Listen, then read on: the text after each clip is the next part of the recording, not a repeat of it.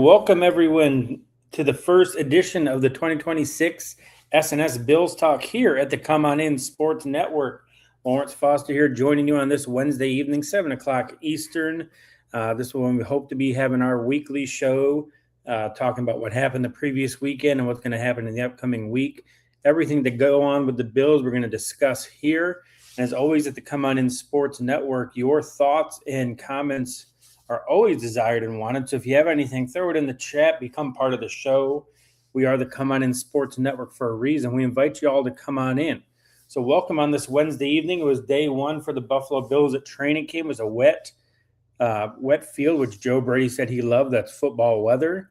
Appears they made it clear, injury-free. I know first day of training camp can worry about any injuries. There's been a few already around the league, like Brian Breesy for the Saints tore his ACL today. The Panthers have already lost a few players. So it seems like the Bills made it out clear today. But we kick off our show.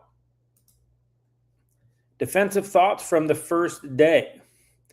From everything I've seen reported, the Bills did a lot of man coverage with single high safety, which if you're a Bills fan, you know is a pretty stark difference from what the Bills had done in the past in their Sean McDermott, very zone-heavy scheme. And I think everybody kind of saw that was going to go on with the Bills this year, is that it's going to be more emphasis on man coverage. They're going to try to get and create more pressure so these man things can happen and work. And you saw them draft Igmanosin out of Ohio State, which kind of shocked a lot of people. But he fits what they want to do on defense, doing a lot of man coverage. And I think the strengths of Maxwell Harrison, he played a lot of zone in college, but he has the traits and capabilities to be a man cover corner. The speed he has, the instincts, even though he struggled at times last year in his rookie year, he had the injury in training camp, which kind of derailed his progress. He's healthy coming in this year, had a full offseason in the system.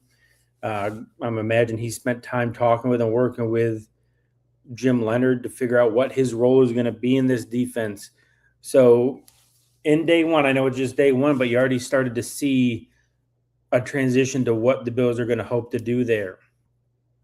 And they're kind of still shallow at the cornerback position, but with what they're going to do, you wouldn't imagine someone like Trey White. If it had been Sean McDermott, he's probably already in training camp. But I'm not so sure that Trey White at this stage in his career translates to what the Bills are doing on defense, wanting to do the man coverage. Trey's more of a zone guy. He's been zone since the Bills drafted him. They had Sean McDermott then, so he ran it then. But I'm excited about what this defense can do, doing those types of things, doing more man coverage, like trusting the players to make plays and being creative on defense. I know over the 10 years that we had Sean McDermott as coach, he brought the Bills to levels they hadn't seen since the Jim Kelly Super Bowl era. But the defense always collapsed when it mattered most in the playoffs. Like when push came to shove, the defense didn't do what it needed to do. A couple years in the AFC Championship game, the anemic Chiefs offense put up their season-high points against the Bills defense. When Benford got concussed and had to go out in the first half of that game, they just mercilessly attacked Kyer Elam, who was with the Bills at that point. You can't blame the Chiefs for doing it, but that's just an example of what had happened throughout the playoffs under Sean McDermott. So the Bills may be less of a regular season strength on defense, but my hope and what I'm kind of praying happens is the change in the results are altered in the postseason when it really matters.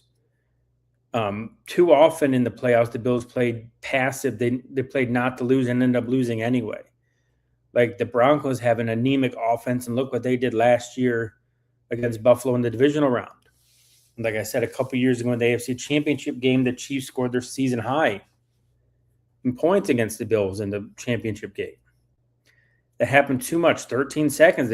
Josh took the lead 3 times in the fourth quarter, and defense gave it right back every time. So you start to see it day one. Obviously, you don't ever read into much of anything, but you can read into what they're doing and what they're installing. And what they installed on day one is a very man-heavy, single high safety looks. And that's going to be a stark difference to what's been happening at One Bills Drive under Sean McDermott. I, for one, am excited to see what happens. I'd like to see the Bills bring in one or two more veteran cornerbacks, because we know just from past years that the Bills aren't going to make it through the year with all their cornerbacks healthy, and they're one or two away from having street names on there. So I'd like to see them be a little aggressive, go out and get some help there. But at least on day one, you're starting to see a difference on defense, and I, for one, am excited to see that. Another hot topic heading into day one of training camp, Keon Coleman. Brandon Beane spoke about him today in his press conference after practice. He mentioned how he has matured. He's able to overcome adversity and stay more steady. I mean, I wouldn't expect the Bills to say anything but that. Hopefully it's true, but he has to prove it when push comes to shove, when the heat's on. Last preseason, he was tearing it up in training camp. Everyone was talking about, oh man, look at Keon. He's poised for a breakout year. He's going to become a star in year two. And after the week one, it seemed like he was going to be. He really had a great game against the Ravens, but then kind of fell off after that, and again was having issues of tardiness, team discipline, having to be sat out parts of games or inactive altogether. So just part of me questions, like, is Brandon Beane being 100% truthful that he's matured, or is it just them saying what they're going to have to say, especially after the way they kind of threw him under the bus when they did the whole McDermott was fired thing, and kind of Pagula made it to seem like, yeah, man, Brandon Beane didn't want to draft him, but he did anyway. They kind of threw Keon Coleman on Sean McDermott. But in practice, a couple of things notable about Keon Coleman. First and foremost, he was the first guy doing punt returning, which really isn't something anybody had thought of Keon Coleman as. I mean, they have Mecole Hardman there, who's kind of just that, like a return man. Bell has some history doing that as well. But when I saw that today coming out of training camp on X, that a Keon Coleman was back there returning punts, that was kind of an eye-opener and kind of a head-scratch too. Like, he doesn't seem to have the skill set of a punt returner. He's not really fast twitch. He's not really a speed demon. So that's just interesting to see that he was in the first guy doing punts. Like, maybe he was just doing it to get some reps in if he is like the new safety guy like they used to do with Micah Hyde. But seems like Shakir kind of covered that role when Hyde was gone. But the other thing, he started training camp off with a 7-on-7, and Josh targeted him first thing, and he dropped the ball right away. Now, the pass, to be fair, was a little bit behind him watching the training camp footage. But I think Josh made a point the very next play to go back to him, and then Coleman made a nice play over Maxwell Hairston. So that might be some of what Brandon Beane was talking about. And he did address it in his press conference of, yeah, he struggled a little bit early in practice, but he rebounded. But that's just a thing with Keon Coleman. He's always had those flashes. He had against the Ravens last year. He scored a touchdown against the Broncos in the playoffs. He had those big games in his rookie year. It's the consistency the Bills need, the play in and play out. They have to be able to rely on him. And just within the first two plays, you kind of saw that roller coaster, the seesaw of what Keon Coleman is. He'll make you be like punch your arm on your couch one play, and the next play you're jumping up to celebrate what he did. And in the NFL, that just doesn't work. You got to be more consistent. So what I hope to see is the drops get negated, and then he just becomes a far more consistent player.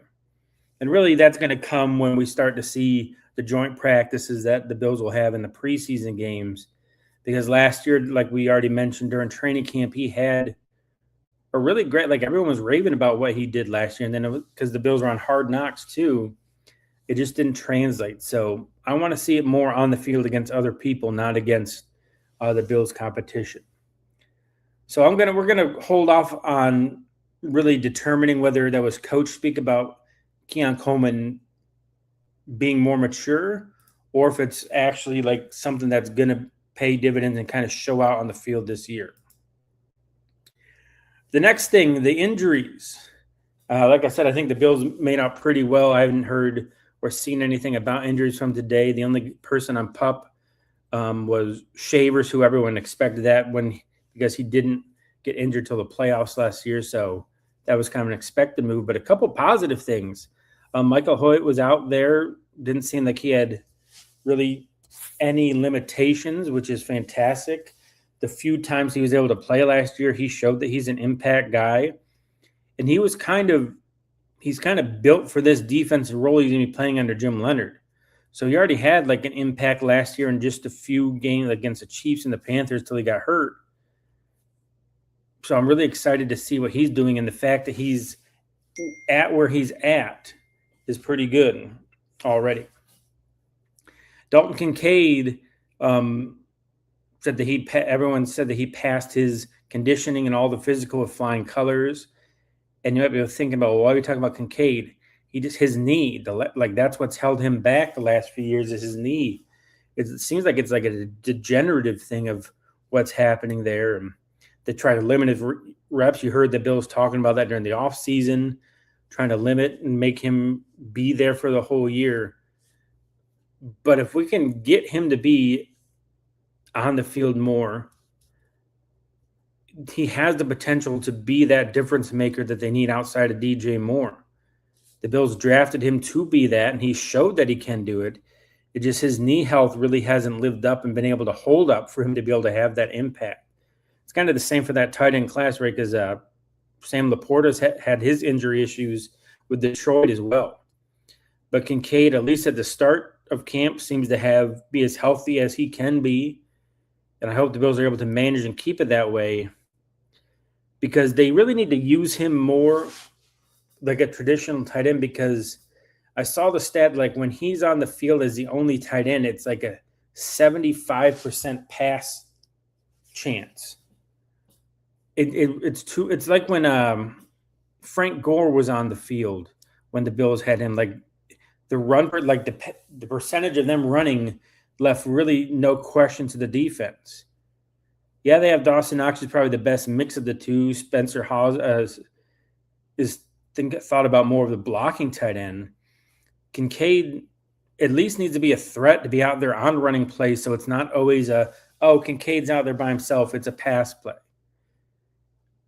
McDermott and Bean a couple years ago mentioned how they needed him to kind of get stronger, and I think that's why, because they realize, hey, like as great as he is as a pass catcher, if the defense knows we're passing, it kind of can negate his impact. So I really hope that his knee health this year allows him to be out on the field more when it's time to run the ball, so we become less predictable. And think about that. Like if it gets more to like a 60-40 run pass ratio, think about how dynamic the play action would be off of that. If teams really have to worry about, all right, we don't know if we're going to run and pass, we got to kind of play it safe. And boom, you hit play action. Cook is on having a heater, and there's Kincaid over the middle. That's where he can have his big impact down the field plays, is when he's able to be on the field as the only tight end and they're running successfully. That's where the play action will open up and his impact increases. So that's why he's on this list. His knee seems to be as healthy as it can be. And then Dorian Williams, who had kind of missed a lot of the offseason with his issue, was not in a non-contact jersey today. He was out there for the reps. So it seems like he's ready to roll for training camp. And each week we'll keep everybody up to date on what's going on injury-wise, because we know as training camp progresses, you'll have soft tissue stuff. You'll have tweaks and injuries and bumps and bruises, veteran rest days, and all that stuff. We'll keep you up to date here at S&S Bills Talk on the Come On In Sports Network. Leads us to our next topic. We have rookie thoughts. The big rookie thought I have of the day is Skylar Bell, who I'm very high on. I was very excited the Bills got him.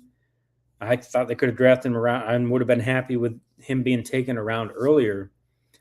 They were moving him all around, and somebody interviewed him after practice and talked about him being moved around. He's like, yeah, I'm being thrown into deep end, and he's absorbing it all, and that's great. the more versatile he is, the better chance he has of being on the field and having an impact, because the Bills need somebody to step up outside of DJ Moore and Shakir. Obviously, they're hoping Keon Coleman will step up. They're hoping Josh Palmer stays healthy. But Bell, to me, is like he's the one that could have a real big impact if they allow him to. The reason I say that is I think back in past years under Sean McDermott, it seems that they had brought almost all the rookies along slowly instead of just biting the bullet. Maybe they're going to make a mistake or two, but get them out there, getting the reps and getting that experience they need. And then when they need it and they have to rely on those younger guys later in the year when it really matters, they hadn't had those chances to have those mistakes yet. So I'm hoping it's going to be different under Joe Brady. Now, if it is, Bills fans need to be patient with that. They need to be understanding that the young guys and young players are going to make mistakes. Maybe veterans won't. But it's better to happen in September and October than come December, January, hopefully February. Those mistakes they've learned from, they've seen it, and then when it happens in the game, they're prepared for it in the division round, in the championship, hopefully the Super Bowl. So I'm really hoping that that's a thing that's going to happen for them. Maxwell Harrison seemed to take all the first-team reps alongside Benford today, so you didn't really get a chance to see Ignosin out there with the ones. And then it's hard to really tell about the linemen like T.J. Parker. Until pads get on it, it's hard to really judge any linemen because they're not able to do too much with just helmets on. But Bell's the one I was really interested in about him being moved all around, inside, outside, but all the receiver spots. It seems like he's going to be like a jack of all trades, which is great. If he's trained at all of them, when the injuries or tired legs, or maybe just in a game, like when somebody goes down, it doesn't matter which position it is. If he's already had the practice and the reps, Bell can step in regardless of position. So he's the one I'm really excited about on offense for the Bills this year as a rookie. And I hope that Brady gives them more of a chance than McDermott has in the past. And then our Nickel City Nightmare isn't a nightmare. This week on Monday, the Bills revealed their new alternate jerseys, Nickel City edition, all gray. Well, not all gray, primarily gray with blue collar to represent the blue collar. You can go look at the breakdown of why everything looks the way it does. And then they had the charge emblem you see there on Josh's helmet. They have that as that new helmet on it. It's a blue base instead of white or red, which has been tradition.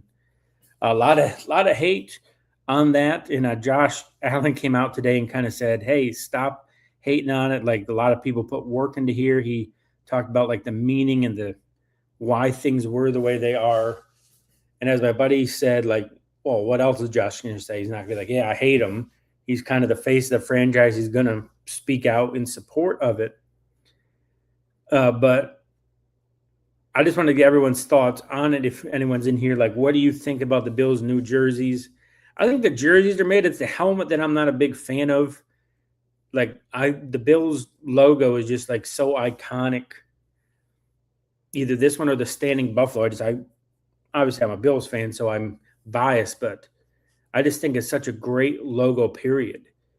And the fact that no form of a buffalo is on there, just a charge symbol, which I know is at the new stadium. From what I've heard about people who've been at the stadium, that's kind of a theme throughout the stadium, is just that charge logo without the buffalo. So it seems like they incorporated that. But I'm somebody who believes in, like, not believes, but there's something to uniform jinxes as well. And even when Josh Allen today at his press conference was asked about what do you think about them compared to the white ones, Josh said, well, we didn't win with the white ones. So I'm sure a lot of players will be like, well, we'll see how we play with them, see how we do on the field with them. I, for one, don't ever want to see the blue pants with the white tops again. The Bills have like a 33 win percentage with them. Yeah, I mean, obviously the uniform doesn't have anything to do with it, but we know how superstitious players are. We know how superstitious fans are. Why tempt it? So thankfully, just going to be a one-time wear. I would imagine the Bills are also going to wear the red helmet at some point this year. But For the start of training camp week, that was obviously some big news in Buffalo, was a Nickel City uniform. So just wanted to get everyone's thoughts on that and share mine as well. And then I had this topic I heard on the radio. I listen to Sirius XM, moving the chains a lot, either live or on demand after the show. And they were talking about players, non-quarterbacks, that if they got hurt would really derail and hamper their team. So I thought that was a really interesting topic and something we could discuss here on the show this week was what's a one non-Josh injury that would hamper the Bills? Obviously, if Josh Allen gets hurt, the Bills aren't going anywhere. Kyle Allen is not going to do anything for this team. That's one area where I think the Bills could do a lot better. I mean, I wish they would have kept Mitchell Trubisky, but bringing back Kyle Allen and like if Josh goes down, like that's it. That's not too promising. Somebody who can maybe hold down the fort and not be awful would be wonderful, but it seems like the Bills have gotten to the point of like, well, if Josh gets hurt, we're screwed anyway, so might as well tank at that point. But the non-Josh injury, I'm going to do one on offense and one on defense. A lot of people would say James Cook would be the answer. I don't think that would be the answer. I think they have a really strong running back room as a whole. Ty Johnson, Ray Davis. They brought in that guy from the UFL who had a really good season last year for the champion UFL team. I think the Bills would be A-okay. A couple years ago in Ray Davis's rookie year, remember he had to take on a starring role against the Jets, had over 100 yards of offense, including like a 35-yard jumping reception.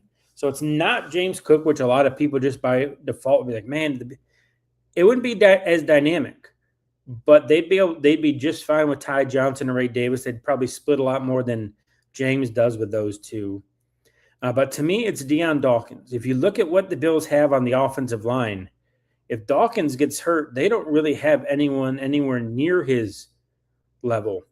Even if he had a down year last year, which I even think even he would admit he did. And I think that's why you saw a renewed focus this offseason from him. He talked about playing at the lightest weight he ever has, and you can kind of see he looks way more in shape and way more fit this year. So I think he's going to be poised for a real big bounce back season. If he goes down, I think that's a real big problem for the Bills. I don't know would they try to swing Spencer Brown over there? Would Alec Anderson push out and play at the left tackle? I don't know. It's not something I want to have to worry about. Because for about a decade, he's been a fixture on that left side when we don't really have to worry about it. I mean, yeah, almost every tackle in the league is going to have a play here or there, but overall, Deion's easily a top 10 left tackle in the league. And then if he's back in shape and at his best shape in his career, he can be up near the top 5. He's a big man. But for as big as he is, he's so agile, and he has that move that he's been called for holding a couple times, but every lineman and player's like, it's not a hold, but the way they kind of like olays him a little bit to the ground, he gets called for it, even though it's not truly a penalty. So on offense, it's him. If the Bills lost Deion Dawkins, I think they'd be at least 4 to 5 points less a game just by him not being on the field. And then on defense, that's a tough one. I'm torn between Ed Oliver, who you saw what happened. Like he was having a fantastic year before his injuries last year. He had the huge play against the Ravens where he forced that fumble of Derrick Henry late in the game, got the Bills the ball back, able to score, and they ended up winning that one. He was probably at his peak last year, and then when he went down, look what happened. Like, look what happened to the defense. So I think Ed Oliver would be option 1. And then I think Cole Bishop will probably be number 2. He made a big jump in year 2, and everyone's expecting him under Jim Leonard to have like at least a Pro Bowl caliber season. Yeah, they brought in Geno Stone. They brought in C.J. Gardner-Johnson. But Bishop offers them such a chess piece of what he can do. He's underrated athletically. He can make up for a lot of mistakes, and he's a pretty good tackler too. Like he's one of the Bills' fastest defenders, which is saying something because one thing they've lacked for a long time is just overall speed on defense. They've been so slow. So I'm torn between Ed Oliver and Bishop, but I think it would have to be probably Oliver, just because there are some veterans behind at the safety position. I don't know who would step in Ed's place that can have his impact that the Bills have on the defensive line right now. So for the offense, I picked Deion Dawkins over James Cook, where that injury would kind of derail that side of the ball. And if I was forced to choose between Cole Bishop and Ed Oliver, I'd say Ed Oliver's loss would be a bigger negative overall. And then the last topic we have of the day, should the Bills trade for Vita Vea? It was announced yesterday that Vita Vea, because he can't really come to contract terms with the Buccaneers, is seeking a trade from the Buccaneers. He's 31 at the end of his contract extension. You just saw what Jalen Carter got paid by the Eagles. So defensive tackles are getting money. And Vita Vea realizes like this is probably his last chance to cash in. So he wants to cash in. And a lot of Bills fans, a lot of people on the Bills X community that I follow, like Cover One and a few of the others were talking about like, man, make it happen, Bean. And strategically, in what the Bills want to do in the 3-4, he would be a perfect fit in the middle for what Buffalo wants to do in the 3-4 defense. And really, like, they're relying on Deion Walker right now just because he's a big body. But you saw last year, he's so much more than that. So bringing Vita Vea in will let him push out and have more of an impact as an end in this scheme. I mean, the Bills are going to be in a lot of four-man fronts anyway when they play nickel. But when they're the base 3-4, Vita Vea would be the one piece they just do not have. Yes, Deion Walker has a size, but he's not the same type of player as Vita. Vita Vea is a space eater. He's what you want as your nose in a 3-4. Now, the question is, what would it take? Would it take a second-round pick and obviously a contract extension? Are the Bills willing to give up a second-round pick? I would be, because he's a known commodity. Yes, he's had not been at the top of his game the past few years, but he's still something the Bills don't have. And Bean has talked about, man, he's always scouring out there for making the roster better, and I don't see a way that this wouldn't make the roster better. Now, obviously, the money part does matter. Like, what is he seeking? I don't see any way he's seeking what Jalen Carter got. But obviously, with the Bills have been cap-strapped for a few years, they'd have to make it work money-wise. They'd have to probably restructure a few things. But the contract aside, just on a pure fit, he would be exactly what the Bills' defense needs and is lacking. If they can make the draft compensation work, screw the money and get it done. You've seen teams be able to finagle the cap and work the cap. And like, man, how are they able to do all that? You see the Eagles signing people all the time. The cap can be finagled. The cap can be worked. To make Jim Leonard's defense come to its full potential, go out there and get a Vita Vea. Then you got your true nose, and Deion Walker can out and play his what would be a more like 4-eye, I think it was what it's called. He would make everybody on the defensive line that much better. So to me, it's not a question of like I really hope Bean is already on at least making phone calls like, hey, what did it take? Like, if they want like 2 first-round picks, sure. You don't make that trade. But if it's a second, I don't see why you wouldn't. And you could throw in another tackle, throw in Dwayne Carter, like the forgotten man on this defensive line. But it would be a great get for the Bills, especially at this point in the season, like where training camp started, that you kind of expect your rosters are pretty much set at this point. To be able to go and get a Vita Vea would be such a big boon and a boost, and that would give him more than a month to get used to the scheme, get used to the players, get used to being in Buffalo. It's one of those things like if you're going to do it now. Don't wait until a week before the season starts and then he's trying to learn as he goes. Go get it done, get him in Buffalo, and get him acclimated with his teammates, with Jim Leonard's system.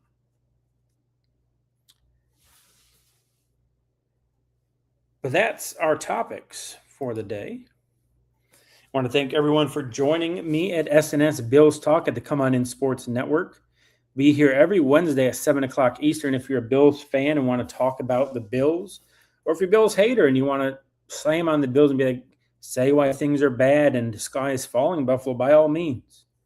We are the Come On In Sports Network, so that means come on in. We want you to talk with us. We want you to kind of drive where the show goes.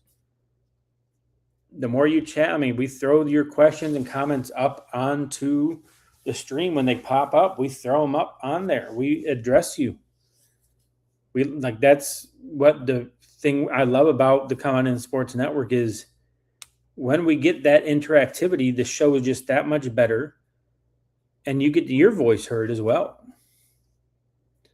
So every Wednesday night at 7 o'clock Eastern, S&S Bills Talk with myself, Lawrence Foster, will be live talking about what's going on with the Buffalo Bills.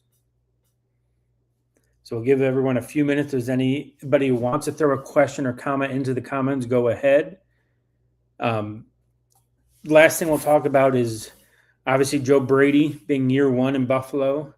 You've heard a lot of players say it's like a fresh breath of fresh air.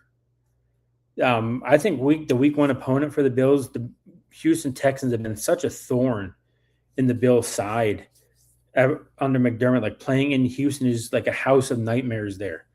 I instantly think back to the playoff game where they blew the big halftime lead they have, and I still say they got jobbed at the second half kickoff where the player caught it, just dropped the ball. He didn't kneel it, didn't do a fair catch or anything, and the Bills recovered for what should have been a touchdown. But beyond that, to me, week one is a great chance for Joe Brady to show that this is going to be a different squad, a different team. Because the Bills have not played well in Houston. And that's who they play week one. Last year, they lost to Davis Mills in Houston. C.J. Stroud was hurt. And that was the first play of the year where they did the hook and ladder when they absolutely needed a huge gain. And they did that 3 times and lost every single time they did it last year, even though the hook and ladder play was successful. They did it against Houston and lost. They did it against the Eagles and lost. And then they did it in the Broncos game and lost. So how about no more hook and ladders? Because obviously, again, as a superstitious person, it doesn't result in wins. But thank you, everyone, for hanging out at the Come On In Sports Network for our first edition this year of the S&S Bills Talk. Again, Wednesday evening, 7 o'clock Eastern. I'll be live every week to discuss the Bills. Make sure you're always staying tuned to the Come On In Sports Network. Follow us on X. Follow us on YouTube. We are on TikTok now as well. Lots of shows. Dolph will be on later with his youth football show. I think that's at 9 o'clock Eastern, 8 p.m. Central Time. You have the Real Fan Sports Talk, always the Saints Talk, just nonstop sports talk and action here at the Come On In Sports Network. Make sure you follow us across all socials so you don't miss any of our shows. And as always, the door is open, so come on in. Go Bills.